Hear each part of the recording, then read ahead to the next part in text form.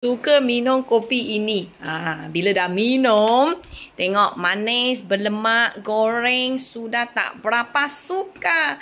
Yeay! Itulah saya selalu kata, kopi ini, Arabica, MIDI punya jenama, dia akan ubah gaya hidup kita. So, sekarang kita bukan setakat fokus nak kurus, kempit perus. Yang penting you punya gaya hidup yang selalu nak manis, itu kena kurangkan dulu. Dan selalu nak makan goreng-goreng ini mesti kena kurangkan dulu sebelum you mau kurus, kawan-kawan. So, siapa tak pernah lagi cuba, kena pastikan korang dapatkan satu pack dulu sekarang. Satu pack dalam dia ada 15 sachet. Okay, 15 sachet. Setiap kali saya suka buat dalam 1 liter macam ni. Minum pagi sebelum lunch, habiskan ini 1 liter. Okay, sebelum tengah hari kita habiskan 1 liter ini.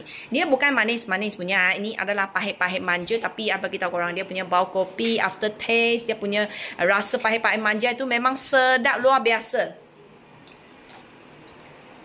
Memang sangat bagus. Siapa kat sini yang nak hidup sihat, nak ada gaya hidup yang lebih sihat, nak awet muda selalu, cepat pergi order. Cari je MIDI Arabica Coffee dekat TikTok Shop ataupun Shopee.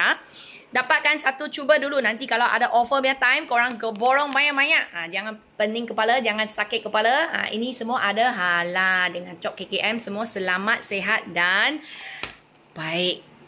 Cepat pergi order.